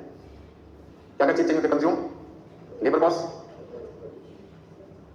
और into finish goods holding period divided bye 12। अब आपका डीओसी का तो यहां पे कोई काम ही नहीं है तो गिवन हो या ना हो उससे हमें कोई लेना देना नहीं है। रॉ मटेरियल कंज्यूम कितना क्वेश्चन है 120, लेबर कॉस्ट कितना है 96,000 और फैक्ट्री ओवरहेड कितना है 84। इन तीनों को आपने प्लस करना है और प्लस करने के बाद 1/12 से या 2/12 कितना है 2/12 से मल्टीप्लाई करना। तो इन तीनों का पहले सम बताइए कितना है 3 लाख पूरा इनटू इक्वल टू 50,000। और हम ये कह सकते हैं हमारे पास जो स्टॉक है फिनिश गुड्स का सेल डिपार्टमेंट में वो कितने रुपए का पड़ा हुआ है वहां पर 50,000 रुपए का पड़ा है। ठीक है ना, जो सामान सेल डिपार्टमेंट में एज अ फिनिश गुड पड़ा हुआ है वो 2 महीने के लिए पड़ा है लेकिन उसकी वैल्यू 2 महीने में कितनी है 50,000। हमें तो आंसर किसमें चाहिए टाइम में थोड़ी चाहिए किसमें चाहिए अमाउंट में चाहिए। बस समझ में आ गया सबको ठीक है सबने। चलिए हो गया सबका है क्या भाई लिखो ना भैया फटाफट।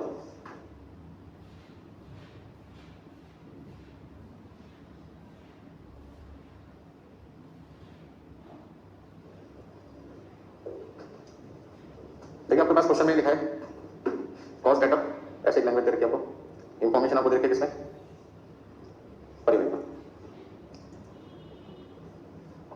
और सबसे पहले क्वेश्चन में लिखा हुआ है material cost per unit, labour cost per unit, factory expenses per unit. आपको दे रखा है क्वांटिटी प्रोड्यूस, आपके पास में है स्टोरेज पीरियड यानी पीरियड दे रखा आपको। तो यहाँ पे टाइम गिवन है और उस टाइम में पहला टाइम जो आपके पास है वो है रॉ मटेरियल का, रॉ मटेरियल स्टोरेज पीरियड। दूसरा आपके पास है डब्ल्यूआईपी कन्वर्जन पीरियड। तीसरा आपके पास में है फिनिश गुड्स होल्डिंग पीरियड, 3 चीजें सिखाई ना मैंने आपको अब तक। तो टाइम दे देते हैं। यहाँ पे लिखा मान लीजिए क्वेश्चन में 4 वीक्स, ठीक है। यहाँ पे लिखा हुआ 15 डेज और यहाँ पे लिखा है 2 मंथ्स। क्वांटिटी प्रोड्यूस आपके पास में है मान लीजिए 12,000 यूनिट पर एनम। यहाँ पे आपके पास में जो रेट है वो आपके पास में है मान लीजिए 104, आपके पास में है 52, 39, ठीक है। इसमें इंक्लूडिंग डेप्रिसिएशन, आपके पास में है ₹13। फाइन क्या कर लें? Fine value of closing stock, raw material,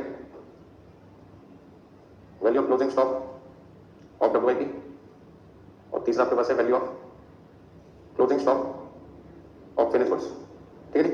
और आंसर कितनी बार निकालना है? यूजिंग ए कैश बेसिस और दूसरा आपका आंसर क्या? Total basis. कर पाएंगे? बस ये ध्यान रखना है टोटल बेसिस पे डेप्रिसिएशन लेना है और कैश बेसिस पे डेप्रिसिएशन कंसीडर नहीं करना। चलो देखते हैं कितने लोग से आंसर निकालते हैं।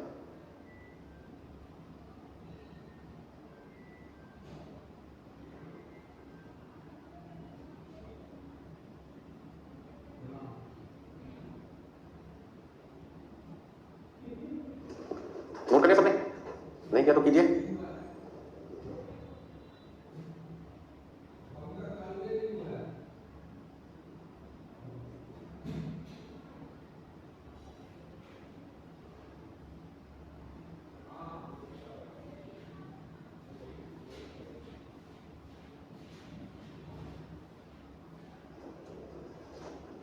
देखिए क्वेश्चन जब आप सॉल्व करेंगे तो WIP का आंसर निकालने के लिए DOC चाहिए होगा, और मुझे तो क्वेश्चन में DOC दिखाई दे नहीं रहा। तो यदि DOC दिखाई नहीं दे रहा तो फिर मुझे उस केस में DOC के लिए क्या करना पड़ेगा? जो मेरी अजम्पशन है मुझे उसका इस्तेमाल करना पड़ेगा। तो हमने अजम्पशन में क्या सीखा था? यदि DOC नहीं दे रखा होगा, नॉट गिवन होगा, क्वेश्चन में नहीं दे रखा होगा, तो फिर उस केस में क्वेश्चन शुरू करते टाइम मटेरियल कितना ले लिया जाएगा? 100% लेबर, 50% और फैक्ट्री ओवरहेड 50%। ये आपको अपनी अजम्पशन से क्वेश्चन को सॉल्व करना पड़ेगा।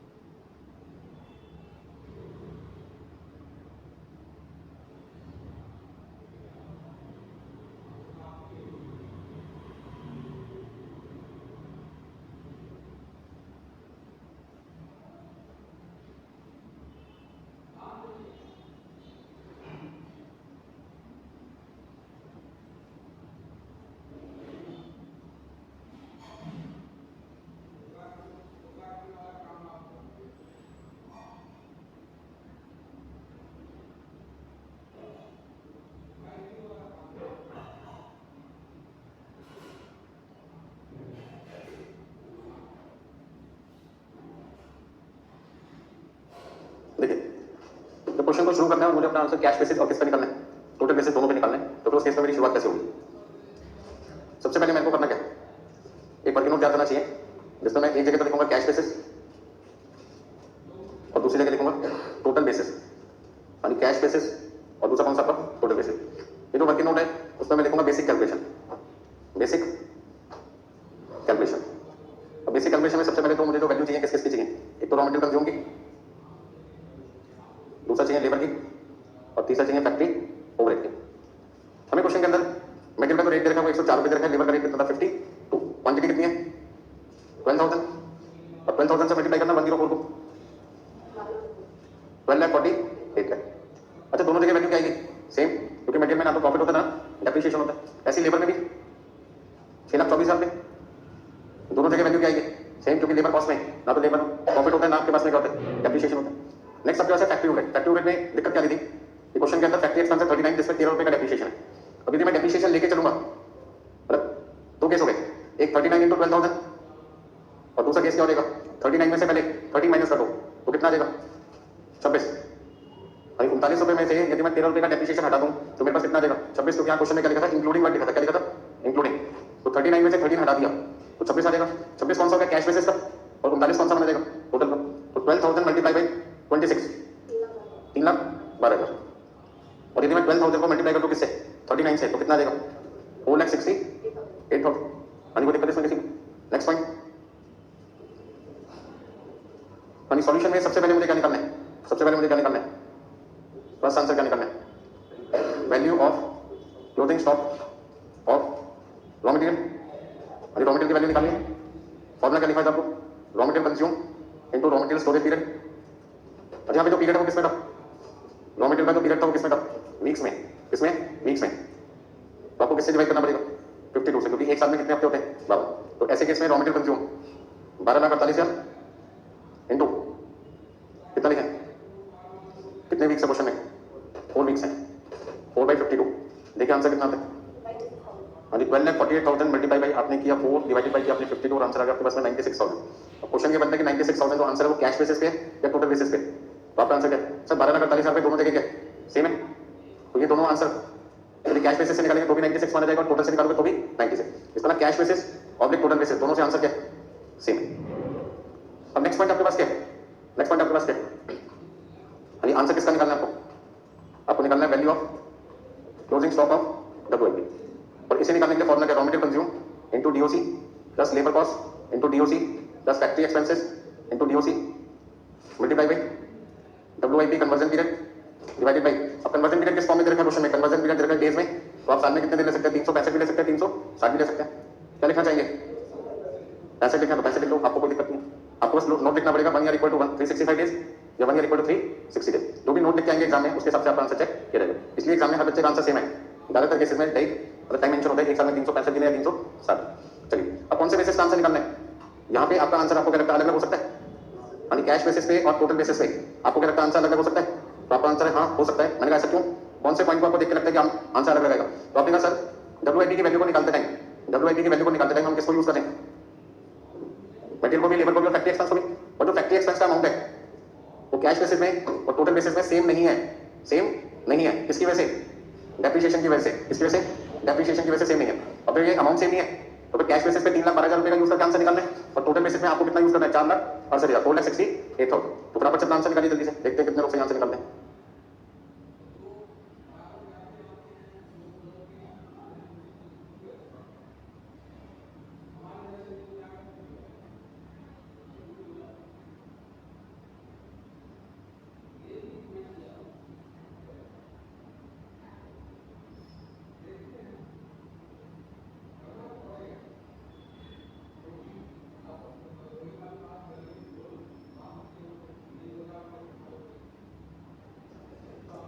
देखिए भाई अब कैश बेसिस पे मैं अपना क्वेश्चन सॉल्व करूंगा तो मुझे यहाँ पे सबसे पहले लिखना है 12,48,000 इनटू DOC क्वेश्चन में दे नहीं रखा था तो हमने असम्पशन में कितना लिखा था 100% मटेरियल का 6,24,000 इनटू 50% प्लस 3,12,000 इनटू 50%। ठीक है नहीं इतना करने के बाद में हमें WIP कन्वर्जन पीरियड कितना दे रखा है क्वेश्चन में 15 डेज। तो 15 अपन कितना लिखना पड़ेगा 365। ऐसे यहाँ पे दूसरे वाले केस में 12,48,000 इनटू 100% प्लस 6,24,000 इनटू 50%। और इस बार आप अपना आंसर निकालना है टोटल बेसिस पे जहां पे फैक्ट्री ओवरहेड का अमाउंट आपको लिखना पड़ेगा इंक्लूडिंग डेप्रिसिएशन जोड़कर जो कि 4,68,000 है इनटू 15/365। अब कैलकुलेशन करते हैं यानी 12,48,000 का 100% तो कितना आएगा 12,48,000 आएगा 6,24,000 का 50% 3,12,000 और 3,12,000 का 50% यानी 1,56,000। इन सबको प्लस कर लीजिए इनटू 15/365। तो बताना कितना आएगा आगे सॉल्व करके 77,000 5 25 21। चलिए तो 70,521 यानी दूसरे केस में 12,48,000 3,12,000 और यहाँ पे 4,68,000 का 50% आएगा 2,34,000। यानी सारे लोग आंसर बताते हैं मिक्स हो जाती है आवाज इसलिए मैं सोच रहा हूँ खुद ही कर देता हूँ 73,726। चलिए यानी कैलकुलेशन में तो मुझे नहीं लगता कोई दिक्कत आ रही होगी आपको। तो एग्जाम में आपको करना क्या हर क्वेश्चन के अंदर पहले आपको देखना पड़ेगा आंसर कैश बेसिस का देना या टोटल बेसिस का। यदि कैश बेसिस का खाली पूछा है तो फिर टोटल की कैलकुलेशन करने की जरूरत नहीं है। टोटल का पूछा तो किसका जरूरत नहीं है कैश का। यदि दोनों पूछे तो फिर आपको दोनों करके दिखाने पड़ेंगे। तो डिपेंड करता है एग्जाम में क्वेश्चन आपसे क्या पूछा जा रहा है। अच्छा आंसर हम किसका निकाल चुके हैं रॉ मटेरियल और किसका WIP। अब किसका रह गया फिनिश गुड्स नोट कर लिया सबने नहीं किया तो कीजिए जल्दी से जल्दी।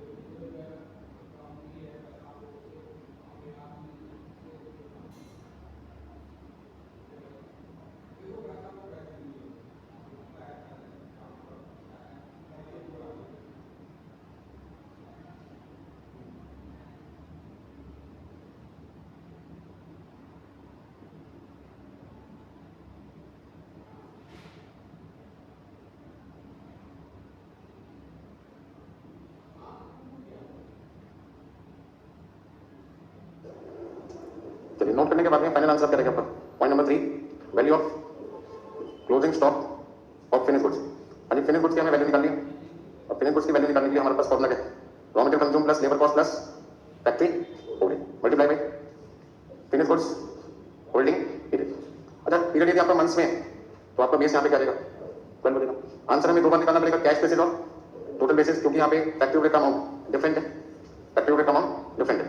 तो आपके पास क्या था? 12,48,000 प्लस 6,24,000 प्लस 3,12,000 इंटू 2/12। दूसरे केस में जहां पे आप टोटल बेसिस पे कर रहे हैं अपना आंसर, वहां पे आपको लिखना पड़ेगा 4,68,000 इंटू 2/12। सबको प्लस कर लीजिए, multiply by 2 divide by 12। Answer कितना लिखें? 3,64,000, 3,90,000, 3,90,000। अन्य को दिक्कत इसमें किसी को? तो बस आपको ध्यान रखना है कि इंक्लूडिंग एप्रिसिएशन लिखा है या एक्सक्लूडिंग। यदि मान लीजिए क्वेश्चन में इंक्लूडिंग की जगह एक्सक्लूडिंग लिखा होता, यहाँ पे इंक्लूडिंग की जगह क्या लिखा होता? एक्सक्लूडिंग। तो ये 39 रुपए कौन से वाले बेसिस का बन जाएगा? कैश बेसिस का। और उसमें 13 रुपए जोड़कर 52 रुपए देगा, वो आपका किसका देगा? Total basis. तो आपको एग्जाम में बस ये ध्यान रखना है इंक्लूडिंग बढ़ेगा एक्सक्लूडिंग है। तो दिक्कत इसमें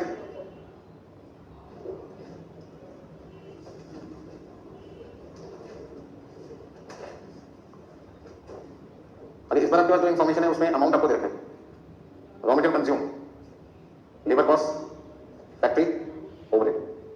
अभी रॉ मटेरियल कंज्यूम आपके पास में है 12,50,000, 6,25,000, 4,20,000 और यहाँ पे लिखा है एक्सक्लूडिंग डेप्रिसिएशन रुपीज 1,30,000। ठीक है, पहला पॉइंट यही होगा अपने।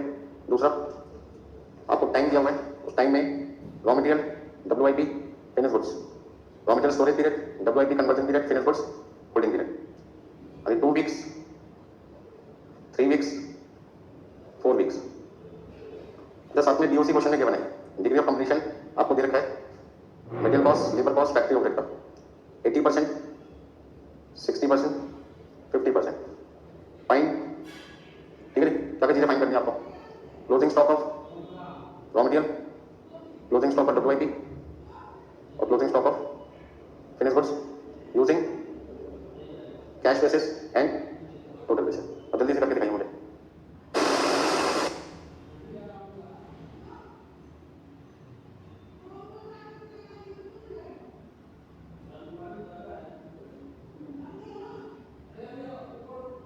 क्वेश्चन तो समझ में आ गया? तो इस बार क्वेश्चन में मैंने इंक्लूडिंग डेप्रिसिएशन की जगह आपको क्या दे दिया लिख के? Excluding depreciation. इसका 4,20,000 में डेप्रिसिएशन इंक्लूड है या एक्सक्लूड है? एक्सक्लूड है। तो ये 4,20,000 कौन से बेसिस में आएगा? कैश बेसिस में या टोटल बेसिस में? 4,20,000 का अमाउंट कैश बेसिस में आएगा या टोटल बेसिस में आएगा? तो आपका आंसर है कैश बेसिस, क्योंकि एक्सक्लूड लिखा है। यही तो गलती नहीं है एग्जाम में, सुनते कुछ है और एग्जाम में लिखते कुछ है। तो 4,20,000 कहां पे लिखना है? कैश बेसिस या टोटल में? कैश में। और इसमें 1,30,000 जोड़ दो तो 5,500 देंगे, 5,500 रुपए किस लेंगे? टोटल बेसिस में। इंक्लूडिंग नहीं है ना, एक्सक्लूडिंग है। एक्सक्लूडिंग का डेप्रिसिएशन इसमें भी नहीं जोड़ रखा 4,20,000 में, तो जोड़ना पड़ेगा। तो कितना देगा? 5,50,000 देगा। देखिए, सबसे पहले क्वेश्चन को आसान बनाने के लिए हमें क्या करना चाहिए? एक जगह लिखना चाहिए कैश बेसिस और दूसरी जगह क्या लिखना चाहिए? Total basis. और यहां लिखना चाहिए बेसिक कैलकुलेशन। इसमें आपको चाहिए raw material consume, labour cost और factory expenses. Raw material consume आपके पास कितने हैं? 12,50,000 रुपए, तो दोनों जगह सेम रहेगा। लेबर कॉस्ट कितनी है? 6,25,000, ये भी दोनों जगह सेम रहेगा। और फैक्ट्री एक्सपेंसेस 4,20,000 रुपए, मैंने यहाँ पे लिखा कैश बेसिस में क्योंकि एक्सक्लूडिंग डेप्रिसिएशन लिखा है। तो इंक्लूडिंग डेप्रिसिएशन करने के लिए मुझे 4,20,000 रुपए में 1,30,000 का डेप्रिसिएशन क्या करना होगा? ऐड करना होगा। और सॉल्यूशन में हमें स्टॉक ऑफ क्या निकालना है? Raw material. तो raw material consume into raw material storage period divided by 52। अभी 12,50,000 मल्टीप्लाई बाय कितने वीक का? 52 वीक्स। तो ये आंसर कौन से बेसिस पे माना जाएगा? कैश बेसिस पे, टोटल बेसिस पे? तो आपको सर ये आंसर कैश बेसिस और टोटल बेसिस दोनों पर क्या सेम? जरा बताएंगे कितना आएगा? 12,50,000 को आपने डिवाइड कर दिया 48,077। नेक्स्ट आपके पास में आंसर जो है वो है इसका स्टॉक ऑफ WIP। सबसे ज्यादा टाइम किसमें लगता है? WIP में। तो इसमें रॉ मटेरियल कंज्यूम को किससे मल्टीप्लाई करना पड़ेगा? DOC। DOC पर क्वेश्चन में गिवन है 80%, 60% and 50% into WIP conversion period divided by 52। अब यहाँ पे हमें दो आंसर निकालने हैं, एक कैश बेसिस पे और दूसरा टोटल। आपको क्या लगता है दोनों आंसर सेम आएंगे? नहीं आएंगे। क्यों? क्योंकि डेप्रिसिएशन की वजह से फैक्ट्री एक्सपेंस का अमाउंट अलग अलग होगा। तो यहाँ सबसे पहले हमने लिखा है 12,50,000, 12,50,000 इंटू 80% हमने लिख दिया, दूसरे केस में हम क्या लिखेंगे 60%। ठीक है, घर पे जाके भैया इन क्वेश्चन को कम से कम 2 बार प्रैक्टिस जरूर कर लेना, 2 बार प्रैक्टिस जरूर कर लेना, ताकि बस सारे फॉर्मूले आपको पता चल जाए किसमें हमें क्या करना है। ठीक है, इतना चलिए 420 इंटू 50% और 550 इंटू 50%। जल्दी से जल्दी करते हैं, कितना लिखना है यहाँ पे 3/52। फाइनल आंसर निकाल के बताओगे या मैं करके दिखाऊं?